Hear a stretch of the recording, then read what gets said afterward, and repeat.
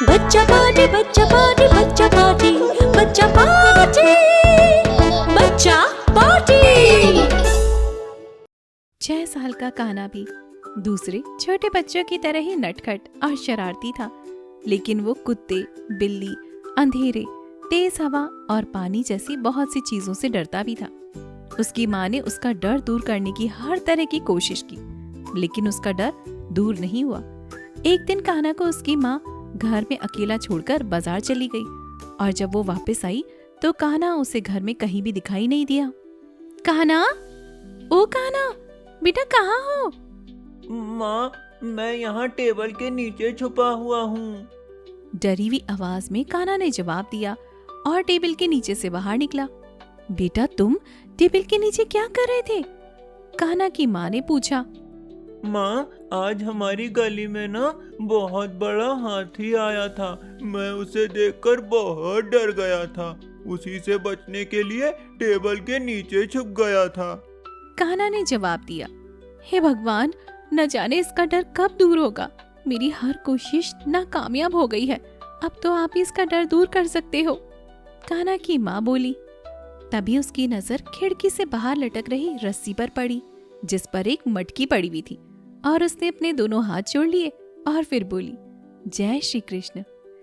एक दिन स्कूल से घर वापस आते वक्त कान्हा ने रास्ते में एक घायल कुत्ता देखा। वो उसे देखकर बहुत ज्यादा डर गया, लेकिन फिर भी वो उसका दर्द देख नहीं पाया। वो डरते हुए उसके पास गया और उसके पैर की चोट में अपना रुमाल बांध दिया। कुत्ते ने भी कान्हा को धन्यवाद देने के लिए अपनी पूंछ हिलाई और उसके चारों तरफ घूमने लगा। उसे देखकर कान्हा का डर दूर हो गया। फिर कान्हा ने उसके सिर पर हाथ फेरा और अपने घर चला गया। उसी दिन जब कान्हा की माँ बाजार गई हुई थी, तब कान्हा ने देखा कि एक सब्जी वाले की सब्जियां सड़क पर गिर गई हैं। वो तुरंत उसके पास गया और सब्जियां उठाने में उसकी मदद करने लगा। उस समय कान्हा की माँ उसे दूर से खड़ी होकर देख रही थी। वो उसके पास आई और उससे बोली, बेटा, तुमने सब्जी वाले भैया की मदद की है। ये तुमने बहुत अच्छा काम किया है। तभी कान्हा की नजर आसमान में बंधी मटकी पर पड़ी और उसने पूछा, माँ, आसमान में इतनी दूर वो मटकी किसने और क्यों बांधी है? बेटा, वो मटकी जन्माष्टमी पर श्री कृष्ण का जन्मोत्सव मनाने के लिए बांधी गई है।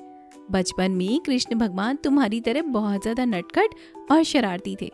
वो ग्वालिनों की मटकियां फोड़कर माखन खा लिया करते थे, लेकिन वो तुम्हारी तरह किसी से डरते नहीं थे। वो तो बहुत ज्यादा बहादुर थे। उन्होंने बचपन में बहुत सारे शक्तिशाली असुरों को पराजित भी कर दिया था। कान्हा को उसकी माँ ने बताया। माँ, मैं भी कृष्ण की तरह बहादुर बनूंगा और वो मटकी फोड़कर माखन खाऊंगा। मटकी की तरफ इशारा करके कान्हा बोला। उसी रात कान्हा गहरी नींद में था। तभी उसने सपने में बाल कृष्ण को देखा। कान्हा, तुम भी मेरी तरह बहादुर हो और तुम भी दूसरों की मदद करते हो। अब से तुमको किसी से भी डर नहीं लगेगा। बाल कृष्ण बोले। सुबह उठकर कान्हा ने सपने के बारे में अपनी माँ को बताया। उसकी माँ बोली, अब मुझे भरोसा हो गया है कि वो मटकी तुम ही फोड़ोगे और बाल कृष्ण की तरह माखन खाओगे। जन्माष्टमी वाले दिन कान्हा मोहल्ले के सब लड़कों के साथ मिलकर मटकी फोड़ने की कोशिश कर रहा था। मोहल्ले के सभी लड़के एक के ऊपर एक चढ़कर पिरामिड बना रहे थे। कान्हा उनके ऊपर चढ़कर जैसे ही मटकी फोड़ने वाला था, वैसे ही उसका पैर फिसल गया और वो जमीन पर गिर गया। उसे चोट आ गई, लेकिन फिर भी उसने हिम्मत नहीं हारी। वो दोबारा कोशिश करने लगा और दूसरी कोशिश में उसने मटकी फोड़ दी और फिर बोला, हाथी घोड़ा पाल की जय कन्हैया लाल की। हाथी घोड़ा पाल की जय कन्हैया लाल की।